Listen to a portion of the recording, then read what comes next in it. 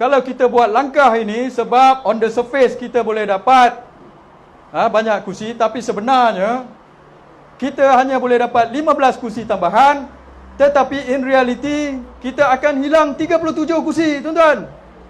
Bijak ke? Bijak ke, tuan-tuan? Cepat-cepat buat pilihan raya, selesaikan masalah politik ni. Kita tak mau lompat-lompat parti ni, tuan-tuan. So bila kita dah bentuk kerajaan semula, kita boleh fokus untuk pemulihan ekonomi dan pasal COVID-19 ni. Sebab selagi benda-benda ni berlaku, kejap lompat-lompat, yang kita terima masuk ini, dia ada sejarah melompat 2-3 kali. Dan kalau kita bagi dia kursi, esok adakah dia akan stay dengan kita? Entah-entah dia lompat lagi. Macam mana? So kita nak orang-orang yang setia lah. Sebab kita tahu orang setia ni kemungkinan besar dia tak lompat. Bagi pada orang kita yang daripada dulu sampai sekarang, UMNO menang pun dia stay dengan UMNO, UMNO kalah pun dia stay dengan UMNO. Nak bagi orang melompat ni buat apa? Dah menang esok dia lompat lagi, tuan-tuan. Apa yang kita bincangkan di bawah, terutama berkenaan dengan isu-isu sekarang yang berlaku yang mana memberi kesan kepada kita, tuan-tuan. Semalam berlaku mereka telah rasmikan Azmin punya geng dah masuk ke dalam Bersatu. Dan Bersatu pula dengan PAS telah tubuhkan atau rasmikan pendaftaran Perikatan Nasional. Dan PAS pun masuk Perikatan Nasional, sign sebagai jawatankuasa penaja dengan Bersatu. So maksudnya Azmin dengan Bersatu dengan PAS, mereka telah menjadi jawatankuasa penaja di Perikatan Nasional. Dan kita dah nyatakan kita punya pendirian daripada awal yang kita tidak akan masuk Perikatan Nasional. Kita stay dengan Muafakat Nasional dan Barisan Nasional. So sekarang maksudnya bagaimana, tuan-tuan? Apakah kesan kepada kita sekarang ni? So ada orang kata macam-macam, tuan-tuan. Dia kata tak apalah, bila kita masuk Perikatan Nasional, atau kita benarkan ataupun kita terima Bersatu masuk ini untuk penyatuan Melayu dan Islam. Itu mereka kata. Dan pada saya, kalau kita tengok atas permukaan, tuan-tuan, secara cetek, atas permukaan, memanglah kalau parti-parti Melayu ini bersatu, maka kita pergi pilihan raya, mungkin ada kebarangkalian kita boleh menewaskan PH dan DAP. Itu on the surface, tuan-tuan. Tapi saya rasa kita kena tengok secara mendalam lagi.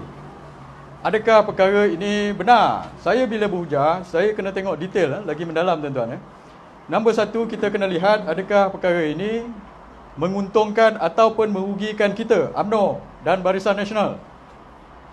Kalau perkara ini merugikan kita, Barisan Nasional dan terutama UMNO, maka buat apa kita buat benda ini?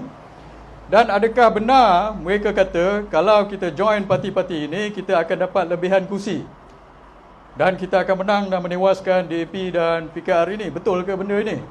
So ini yang kita kena lihat. Dan apabila saya melihat perkara ini, saya pergi detail, tuan-tuan. Saya tak tengok on the surface saja.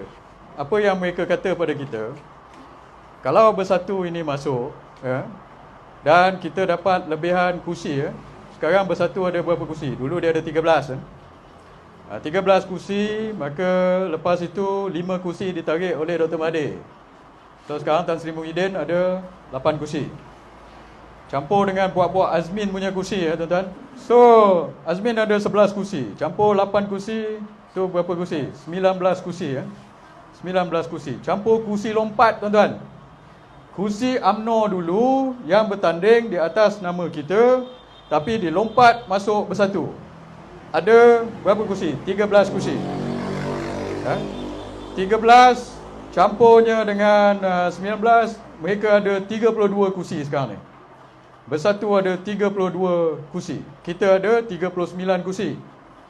39 kursi lepas tolak 13 yang lompat dulu. Dulu kita menang sebenarnya 52. So campur MCA dengan MIC kita ada 42 kursi. Now, sekarang ni kejadian dia ialah PAS pun dengan Perikatan Nasional. Apabila PAS masuk Perikatan Nasional, maka kekuatan mereka sekarang ada tadi berapa? 32 kursi. Campur 18 kursi bersama PAS, so mereka ada 50 kursi, tuan-tuan. 50. Kita sekarang ada 39 campur 3, kita ada 42 kursi. So persoalan yang timbul ialah bila kita pergi PRU 15, kita nak dia ikut kita ke kita ikut dia? Sepatutnya begitu. Tapi hujah mereka begini, dia kata aku ada 50 kursi, kau ada 42 kursi saja. So nak pakai lambang siapa, tuan-tuan? Nak pakai lambang Barisan Nasional atau lambang baru mereka, iaitu Perikatan Nasional yang mereka dah daftar? Kalau ikut kira-kira mereka, mereka ada 50 kursi, kita cuma ada 42 kursi, maksudnya hujah mereka ialah kita semua kena tukar baju. Tuan-tuan, saya tak boleh pakai dah baju Barisan Nasional. Tuan-tuan pun tak boleh pakai baju Barisan Nasional. Kita akan semua kena bertanding di bawah Perikatan Nasional, bendera baru dan logo baru dan sebagainya. Dan kita kena ikut ketentuan mereka tentang pembahagian kursi juga. Adakah tuan-tuan setuju dengan perkara ini? Saya pun tak setuju, tuan-tuan. Kenapa saya tak setuju? Begini, sebab hakikatnya kalau kita halusi satu-satu, itu bukanlah perkara yang betul, tuan-tuan. Nombor satu, rumah mereka dah hancur sekarang ni. Bersatu cuma tinggal suku. Apabila Dr. Mahathir pecah membuat pejuang, separuh parti mereka telah tempang. Dan selepas itu, kebanyakan daripada ahli-ahli mereka telah keluar. Hari ini semalam 2,000 lagi ahli di Bersatu telah keluar parti. Dan termasuk di bahagian Pagoh, bahagian Perdana Menteri, Presiden Bersatu sendiri, ahli-ahli dia nak keluar parti. Bergolak sekarang di Pagoh. So apa yang ada di Bersatu sekarang, parti mereka tinggal suku, tapi dikuatkan dengan geng-geng Azmin. So geng-geng yang lompat parti dulu, sekarang ini mereka lah yang menguasai Perikatan Nasional. Nombor satu, mereka ini. Dan adakah betul kalau kita bertanding dengan mereka ini, kita akan dapat lebih kursi? Satu. Dan bila mereka nak masuk Muafakat Nasional, sekarang ni ada dua maklumat yang kita dapat. Satu, mereka formalkan Perikatan Nasional di pendaftar pertubuhan. Satu, tanpa kita. Nombor dua, maklumat kedua ialah mereka nak masuk Muafakat Nasional pula. Nombor dua. So mana yang satu yang mana ni? Jawapannya lah dua-dua, tuan-tuan. Mereka dah formalize Perikatan Nasional. Pada saya apa yang berlaku begini, dia formalize Perikatan Nasional. So Perikatan Nasional dah ada. So sekarang mereka dah ada tadi 50 kursi. Dan kemudian mereka nak masuk Muafakat Nasional. So lepas ini Perikatan Nasional masuk Muafakat Nasional. Dan kemudian dia akan kata, saya lagi besar. So bila saya lagi besar, awak kena ikut saya dan pakai lambang saya. So itulah sebenarnya yang akan berlaku dalam 2-3 minggu ini. Dan kita tidak setuju. Dan sebab kita tidak setuju, sebab apa? Sebab saya tulis perkara ini, saya kata kalau mereka ingin masuk tanpa syarat, kalau mereka ikhlas dan mereka masuk tanpa syarat, tak apa, tuan-tuan. Tapi masalahnya mereka ingin masuk bersyarat. Bersyarat. Syaratnya ialah mereka masuk tetapi mereka ingin bertanding kursi-kursi. Nombor satu, kursi yang mereka menang dulu. Bersatu awal-awal menang 13 kursi. Dan juga mereka ingin bertanding balik kursi-kursi yang mereka menang atas tiket UMNO tapi mereka lompat, iaitu 13 kursi. 13 campur 13, 26 kursi. Syaratnya ialah untuk kita terpaksa bagi laluan kepada mereka. Adakah tuan-tuan dan puan-puan setuju tentang hal ini?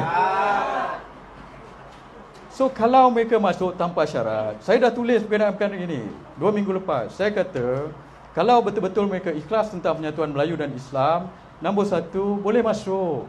Kita pun tak tolak. Tapi masuk, janganlah ada macam-macam syarat. Ini masuk bersyarat, tuan-tuan. Rumah dia dah roboh dah.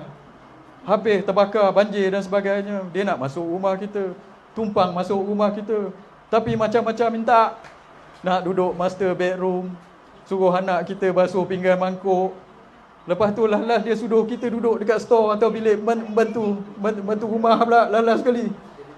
Kita nak bagi ke, tuan-tuan? Satu. Lepas itu, ini persoalan dia, adakah kita mahu perkara-perkara ini berlaku? Nombor dua, mereka kata mereka boleh dapat lebih kursi. Dulu kalau kita campur Muafakat Nasional, undi kita dengan undi PAS, tuan-tuan, kita berkemungkinan besar akan dapat 30 kursi tambahan. 30 kursi tambahan. Sebenarnya kursi-kursi ini adalah kursi lama kita. Itu hari PRU 14 kita bertanding sebab pecah undi PAS dengan UMNO, dan juga sebab mereka pakai satu lambang. PKR dulu masa mereka pakai satu lambang, kita lihat ada setengah tempat-tempat orang Melayu pun pakai DAP, sebab dia tak tahu itu yang bertanding itu DAP. Dia pakai lambang PKR. Dan faktor Dr. Mahathir yang telah menarik 25% undi Melayu, so mereka telah menang, tuan-tuan. So mereka telah ambil 30 kursi kita. Kita menang 50 kursi. Kursi asal kita 4, PRU 13 kita dapat 80 kursi. Kursi UMNO 80 lebih, 88 tak salah saya. Kursi UMNO 88 kursi. Tapi 30 kursi kita hilang. Dan kalau sekarang anda Muafakat Nasional, kita boleh ambil balik 30 kursi ini sebenarnya. Kita boleh ambil balik. Tetapi sekarang kita kena bagi pada mereka bersatu. Now, bukan sahaja kerusi-kerusi yang kita telah menang atas tiket kita dulu dan mereka lompat parti yang kita kena bagi pada mereka, tu syarat dia. Dan juga kursi-kursi asal mereka 13 kursi, iaitu 26 kursi. Kursi-kursi yang Azmin and the gang ni lompat sebanyak 11 kursi. So itu pun mereka nak ambil juga. Maksudnya berapa? 13 campur 13, 26 campur 11. Berapa, tuan-tuan? 26, 30, 37 37 kursi. Mereka nak, itu syarat dia. Ya. Tapi saya tengok, saya perhalusui lagi. Kali ini, betulkah mereka boleh menang kursi-kursi ini kalau kita bagi mereka bertanding? Kursi nombor 1, kerusi-kerusi yang lompat ni, kursi-kursi Azmin, nombor 1 PKR, yang dia bertanding atas tiket PKR, kali ini ingin bertanding atas tiket kita. Betulkah dia boleh menang 11 kursi ini? Saya tengok ini, tuan-tuan. Di Gombak, saya bagi contoh Gombak, kursi Datuk Seri Azmin Ali. Dia telah menang. Pasal situ 80% Melayu. Tapi di situ 80% Melayu yang 80% Melayu dia punya proportion, ada Cina dan ada India. Tapi beliau telah menang kerana sokongan orang Melayu di Gombak. Saya duduk Gombak dulu lama, saya tahu. Itu adalah veteran reformasi PKR. Betul? Orang Gombak banyak veteran PKR. Yang lebih daripada separuh daripada orang yang menyokong Datuk Seri Azmin dulu adalah orang Anwar Ibrahim, tuan-tuan. Berpuluh-puluh ribu orang-orang Melayu yang menyokong Azmin dulu adalah orang Anwar. 1. Dan PAS di Gombak pun tidak menyokong Azmin. PAS di Gombak tidak peduli pun apa. Okeylah, tak apa, dia kata ini kawasan kita, kita jaga kawasan kita dulu. PAS Gombak pun tidak menyokong dia. So sekarang Azmin pun mungkin kena lari daripada Gombak. Kalau dia bertanding di Gombak, orang-orang yang menyokong dia dulu, orang Melayu menyokong dia pun tak akan undi dia. Orang kita pun tak akan undi dia. So kalau kawasan itu, sekarang dia masuk Perikatan Nasional kawasan kita, dia menang. Tapi dia bertanding atas tiket kita, ada kemungkinan kawasan yang boleh menang, kita jadi kalah, tuan-tuan. Ya. 1. Dan satu lagi kawasan kawan dia, Ampang, Zuraida. Kawasan Zuraida, dia menang dulu kerana undi nombor 1, undi Melayu yang beri pada dia 23,687. Orang Melayu yang bagi undi kepada Zuraida. Yang kedua ialah undi Cina, 26,134, tuan-tuan. So 52,000. Separuh Melayu dan separuh Cina yang mengundi Zuraida di Ampang. So persoalan saya pada Zuraida atau orang yang ex-PKR, bekas PKR ini, dan pada tuan-tuan pun mungkin boleh jawab, puan-puan boleh jawab. Adakah 26,000 Cina ini akan mengundi Zuraida di Ampang kalau beliau bertanding di situ lagi? Tuan-tuan rasa Cina akan undi kita? So 11 kursi PKR ini mereka menang dulu sebab undi Cina. Dan bukan sekadar 11 kursi ini saja, tuan-tuan. Kursi-kursi yang bersatu menang juga dulu. Dia menang sebab pecah undi kita dan juga sebab undi Cina juga. So kali ini, kalau mereka bertanding kawasan-kawasan ini, nombor satu, risiko untuk kawasan ini kita kalah lebih tinggi. Sebab apa? Cina yang undi dia takkan undi dia balik. Melayu PKR yang dulu undi dia pun takkan undi dia balik. Dan orang kita, dia harapkan undi kita ni sekarang, yang tengok, oh kita terpaksa bagi kursi kepada dia, adakah kita akan undi dia balik? Itu persoalannya. Bukannya kita saja. Kalau kita tengok, macam pucuk pimpinan atau sesiapa saja, tuan-tuan, tidak boleh paksa kita nak undi siapa, betul? Itu hak kita 5 tahun sekali aja pun.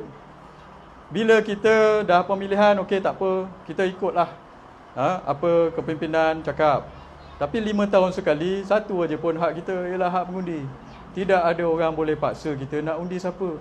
Kalau kita rasa tak selesa dengan calon tersebut, susah untuk kita paksa orang kita undi, betul? Susah nak paksa. Macam mana kita nak paksa? Tak boleh nak paksa kalau kita tak selesa. Maka kalau ditaruh orang bersatu di situ, dulu mereka menang sebab undi Cina, Cina pun tak nak undi dia. Orang PKR yang dulu undi dia pun tak nak undi dia. Kita pun rasa tak selesa untuk undi dia. So kursi ini, yang elok-elok kita boleh menang, kita akan jadi kalah. Contoh, tadi saya dah sebut Gombak, lepas tu Ampang. Contoh satu lagi di Sabak Bernam. Saya cerita Selangor dulu, tuan-tuan. Sabak Bernam. Kursi ini dulu kita menang. Menang pun bukan banyak benar. Menang nipis, tuan-tuan. So kali ini, kursi ini nak. Lepas kita menang, calon kita itu telah melompat parti masuk ke dalam Bersatu, Fasiah. So sekarang, syarat mereka nak masuk ialah, oh mereka nak ambil balik kursi ini. Maka siapa Fasiah ingin bertanding di Sabak Bernam balik. So macam mana dengan orang kita di situ, ketua bahagian baru yang dekat situ? Datuk Rahman macam mana? Adakah kita selesa dengan keadaan begini? Satu. So orang yang dulu mengundi PH pun takkan mengundi calon ini, calon Fasiah ini, sebab dia nampak dia ni pun dulu ini bukan orang PH.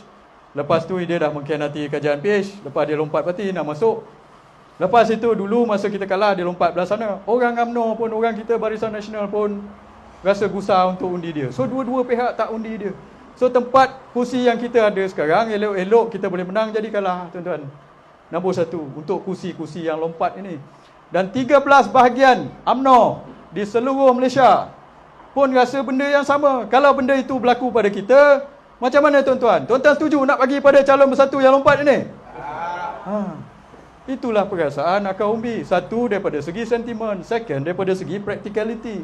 Sebab kita kira orang kita pun takkan undi dia, sebab kita tak selesa, dan orang sebelah sana pun tak undi dia. Satu lagi kawasan, iaitu di Sungai Besar, tuan-tuan. Okey, saya buka data untuk Sungai Besar.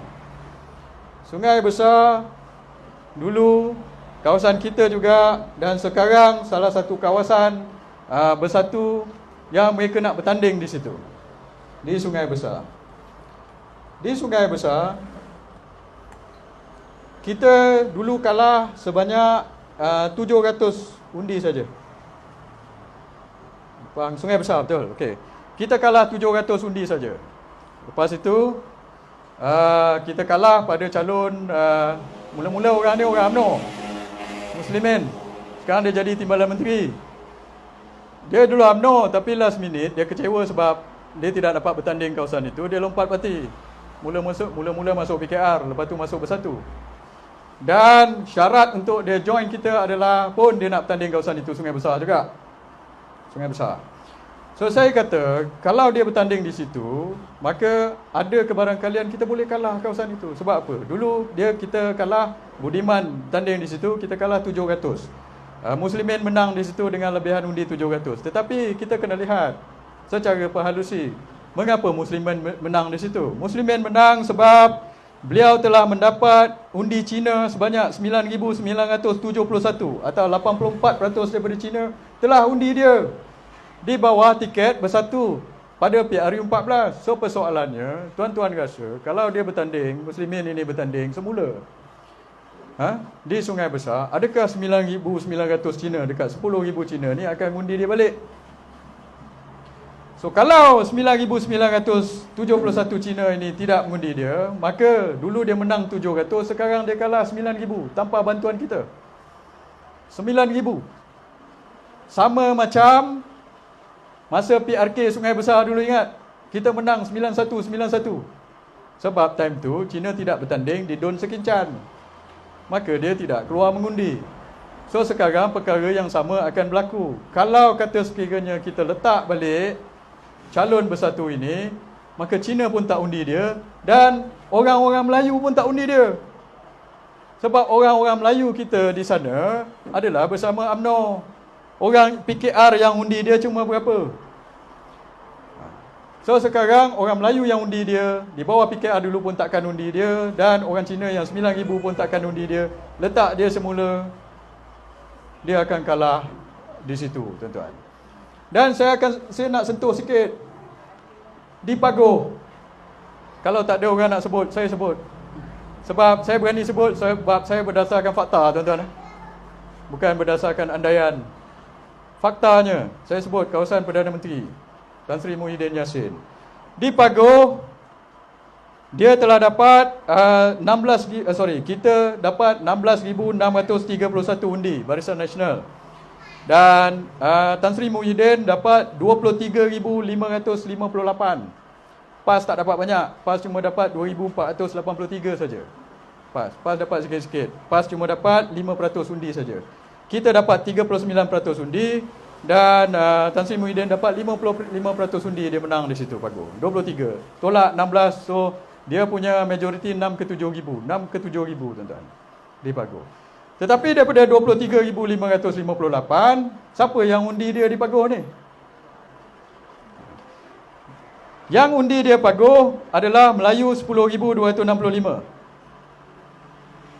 Dan Cina yang undi Tan Sri Muhyiddin di Pagoh ialah 93.6% ataupun 11,753. So di Pagoh Tan Sri Muhyiddin menang kerana undi Cina. Masa PRU14, 11,000 Cina telah undi dia. Kali ini dia bertanding di Pagoh atas Perikatan Nasional. Tuan-tuan rasa Cina akan undi dia balik tak? Tidak. So instead of menang 6,000 dulu, dia akan kalah 4,000 kali ini. Itu pun kalau kita assume 10,000 Melayu yang dulu undi dia, ini Melayu PKR, atau orang bersatu yang kali ini di Pagoh pun keluar daripada bersatu, 10,000 ni pun hilang. Elok-elok dia menang 6,000, 11 campur 10, 21,000 orang tak undi dia keluar. So dia harapkan kita punya Melayu 15,000 campur 2,000, 21,000. So kalau dia bertanding di situ, kawasan dia pun goyah, tuan-tuan. Dia bertanding di situ, even kalau orang kita 15,000 dengan 2,000 orang PAS, 17,000 orang kita undi dia. Support lah, tak apalah Tan Sri Muhyiddin sebab dia Perdana Menteri, kita bagi dia 17,000 undi. Tapi 21,000 undi orang undi alik sana. Sebab Cina 11,000 yang undi dia kata apa? Ini pengkhianat. Dulu kita undi dia sebab nak buat kajian PH. Kali ini pula dia telah lari, runtuhkan kajian kita. 11,000 Cina takkan undi dia. Dan 10,000 Melayu yang undi dia itu orang PKR. Orang PKR 10,000 pun, ini pun pengkhianat. Aku takkan undi Muhyiddin lagi. Termasuk orang bersatu di Pagoh. 10,000 campur 11,000, 21,000 tak undi. Dia mengharapkan undi kita. Kita pun jadi pak sanggup. 15,000 campur 2,000, 17. Kita masih kalah di Pagoh. Adakah kita nak perkara ini berlaku, tuan-tuan? Sebab itu saya kata, kita tak boleh tengok on the surface saja. Kita kena perhalusi kawasan by kawasan, saya kata. Dan bukan, saya bagi contoh tadi kan, banyak contoh. Dan di Titi Wangsa saya buat sekali lagi. Titi Wangsa sama juga. Cina 67% undi di sana. Datuk Jo Ghani kalah berapa ribu? 4,000 undi. Tapi Cina yang undi Titi Wangsa, yang undi Rina Harun adalah 5,000. Kali ini Cina takkan undi dah Rina Harun. So daripada kita boleh menang kursi itu, kalau kita perhalusi jadi kalah. Dan berapa banyak kursi ini, tuan-tuan? Kursi ini ada 13 tadi kursi lompat. Campur 13 kursi asal bersatu, 26. Campur 11 kursi Azmin. Tadi saya dah cakap 13 campur 3, 26. 37 kursi, tuan-tuan. 37 kursi. Okey, satu. Dan kursi yang kita boleh menang, asal yang kita kata kalau campur undi kita dengan PAS, ini kan mula-mula saya kata 30, betul? Tapi lepas tolak, ini kursi PAN, kursi apa dan lepas tolak yang kita ada overlapping counting tadi, selepas kita masukkan Perikatan Nasional ini, saya kira-kira kursi yang kita boleh dapat tambahan daripada kajian Perikatan Nasional sedia ada sekarang ialah 15. Itu pun belum tentu lagi. Nah, persoalannya, adakah bijak kalau kita buat langkah ini sebab on the surface kita boleh dapat banyak kursi, tapi sebenarnya kita hanya boleh dapat 15 kursi tambahan, tetapi in reality kita akan hilang 37 kursi, tuan-tuan. Bijak ke? Bijak ke, tuan-tuan? Kita buat ini, kita bagi dia masuk, kita bagi dia bertanding semula sebab dia masuk bersyarat. Okey, kita dapat tambahan 15 kursi. Tapi kita akan hilang 37 kursi sebab ini. So, ini adalah satu langkah yang tidak bijak. Sebab itu, saya cadangkan kepada mereka agar buat begini. Nombor satu, kalau nak masuk, jangan masuk letak macam-macam syarat. Jangan nak masuk tapi aku nak bertanding sini, nak bertanding ini, kursi jangan usik, ini nak bertanding. Macam mana macam tu? Rumah dia dah runtuh, nak masuk rumah kita tapi nak duduk master bedroom. Dan jawatan Perdana Menteri pun dia nak. Itu saya nak cakap. So, sebelum pihak atasan buat keputusan, inilah saranan kita, sarangan saya di akar umbi sebelum mereka buat keputusan. Tuan-tuan dan perempuan setuju tak dengan saranan cadangan saya ini? Setuju. Ini cadangan, terima kasih tuan-tuan. Sebab sebelum mereka buat keputusan, saya ingin cakap benda-benda ini pada mereka. Halusi setiap kawasan itu betul-betul dulu. Kita tak mahu kita sign dengan mereka, kita boleh gain 15 kursi tapi kalah 37 kursi. Rugi kita.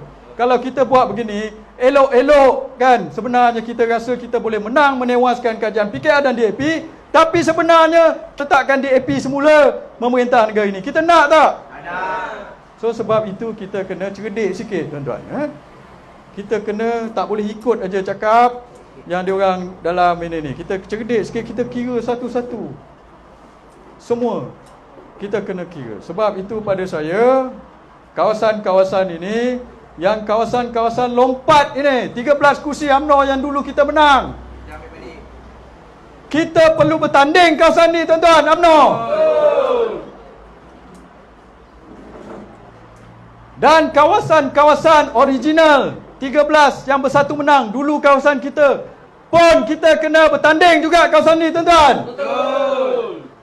Dan kawasan 11 kawasan PKR yang Azmin dengan Zuraida dengan tim-tim dia menang, yang sekarang kalau dia bertanding pun tak tentu mereka boleh menang, kita kena tengok kawasan-kawasan ni.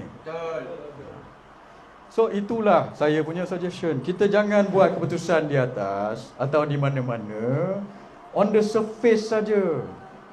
Kita kena lihat keadaan dengan detail dan perhalusi. Kalau tidak, kita yang rugi.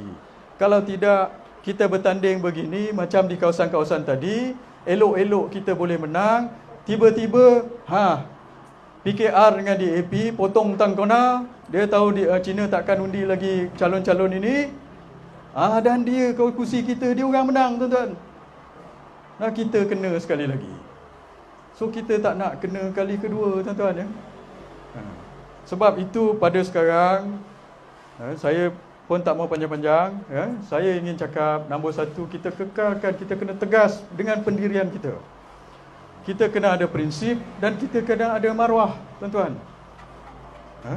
Walaupun, katakan, kata tadi 37 kursi, tuan-tuan, yang diambil daripada kita ni. 37 kursi. Katakanlah worst case scenario pada kita atau best case scenario pada mereka, mereka menang semua. Katakan, oh Hisham Jalil ni tak betul, kira-kira tak betul, mereka boleh menang semua, Cina akan undi dia balik, Cina akan undi Azmin balik, Cina akan undi Zuraida balik. Katakanlah mereka dapat balik, maka 37 kursi ini dapat kepada bersatu, tuan-tuan. Kita di mana? Kita tinggal 39, mereka ada 37 campur berapa 13, ada 50 kursi macam tadi saya kata. So, worst case scenario kita rugi sebab kita masih kalah 37 kursi tadi. Best case scenario antara Perikatan Nasional pun kita rugi sebab UMNO kurang kursi. Awal-awal lagi kita dah bagi laluan, kita tak bertanding, angkat bendera putih, mereka bertanding, mereka menang. Lepas tu kita kena pindah daripada masuk bedroom masuk ke dapur, tuan-tuan. So sebab itu proposition mereka ini pada saya nombor 1, lose-lose untuk kita, kalah-kalah untuk UMNO dan Barisan Nasional. Sebab kalau kita perhalusi, lose-lose untuk kita. Kalau mereka menang 37 kursi, kita masuk dapur. Kalau mereka kalah, kita tak jadi kerajaan. Itu sebab saya tak setuju. Pada kita untuk meningkatkan kebarangkalian kita untuk menjadi kerajaan dan mengenewaskan DAP, nombor 1, kita kena bertanding kursi-kursi ini. Dan kita kena kekalkan, kena teguh, kena tegas dalam prinsip kita. Tuan-tuan. Prinsip kita nombor 1 untuk itu. Dan kedua, kita kena ada maruah, kita jaga maruah kita. Kalau kita awal-awal angkat bendera putih bagi laluan pada mereka, mereka kalah atau menang, mereka menang, kita masuk dapur, kalah, kita tak jadi kerajaan, DAP minta. Kalau macam tu, hilanglah maruah kita, tuan-tuan. Kalau menang pun kita jadi parti kecil, dia orang jadi parti besar, dah kita kena ikut je ini pada dia. Dan kalau parti kecil ini, kalau mereka tak cukup kursi, kita pula ikut mereka pula, mereka masih jadi macam sekarang, keadaan sekarang ini, parti yang paling kecil bersatu, tak ada akal umbi, jadi Perdana Menteri, keadaan akan jadi tak stabil, tuan-tuan. Dulu, orang yang kuat politik macam Dr. Mahathir pun tidak boleh pertahankan kerajaan dia. 22 bulan saja dia dapat pertahankan. Sebab apa? Itulah berlaku kalau satu parti kecil pegang kuasa sebagai Perdana Menteri, takkan stabil. Sebab yang besar-besar macam kita ini akan sentiasa ada tak boleh, kita rasa tak betul ini. Takkan dalam demokrasi tidak boleh ada golongan kecil yang memerintah kuasa. Macam apartheid dulu di South Africa, samalah macam itu. Oligarki, plutokrasi, orang-orang yang kecil jadi pegang kuasa, habislah majoriti. So bila dalam keadaan macam tu, negara kita takkan stabil. So sebab itu Barisan Nasional atau Muafakat Nasional atau apa-apa gabungan, kita tidak boleh pakai formula yang kecil pegang kuasa besar, tak boleh.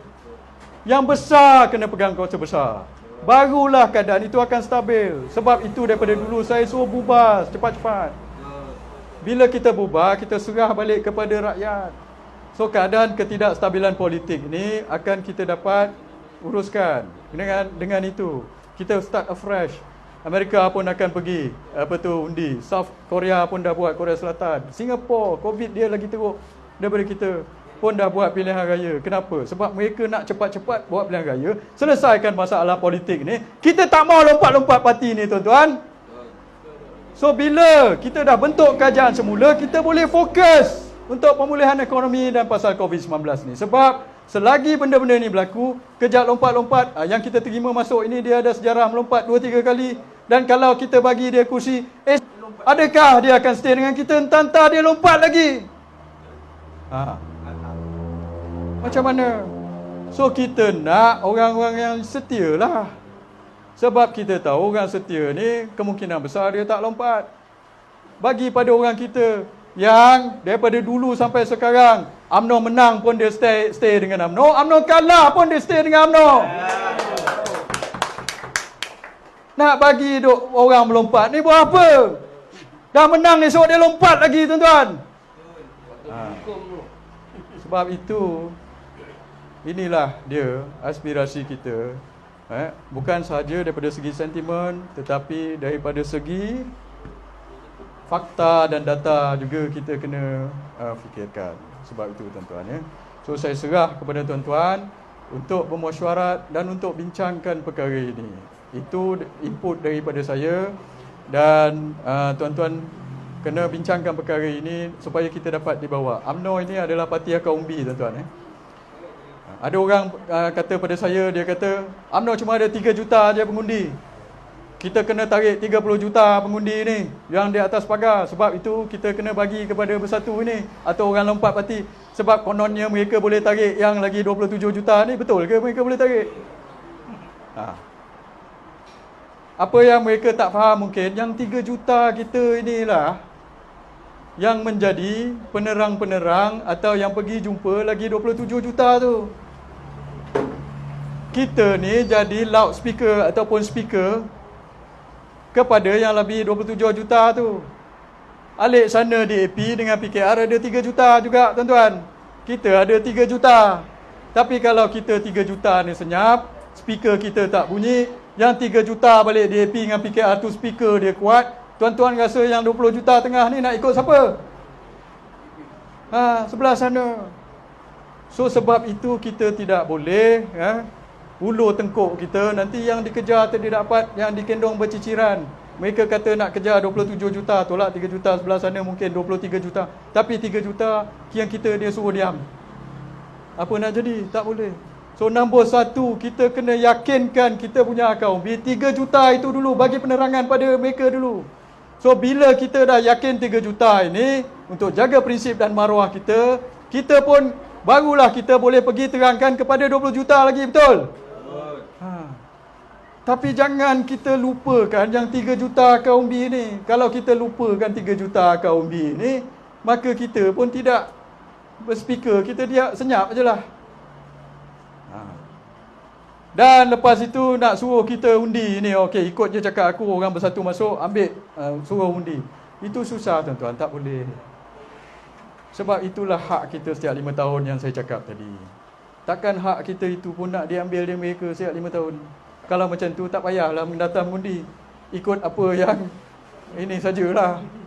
3 juta ahli UMNO, okey, 1 undi saja. 1 undi cakap semua 3 juta bagi pada dia, tak payahlah daftar. Itu tak masuk akal, tuan-tuan. Kita 3 juta, kita boleh ini. Tuan-tuan tahu kita 3 juta, tapi last PRU 14. Mereka sekarang pelekeh-lekehkan UMNO banyak-banyak. Orang yang lompat parti tu sekarang nak masuk balik, dia lah dulu yang melekehkan UMNO. Dia kata kita macam-macam, tak gunalah, tak lakulah dan sebagainya. Tapi dia tak ingat, kita 3 juta ahli, PRU 14, tuan-tuan tahu berapa jumlah undi yang kita dapat? Dekat 4 juta, 5 juta, tuan-tuan. 3.9 juta, tak salah saya. So 3 juta ahli UMNO, 3.94 juta kita mengundi. Kita dapat balik daripada 11 juta orang yang keluar mengundi. So 4 juta daripada 11 juta, berapa itu?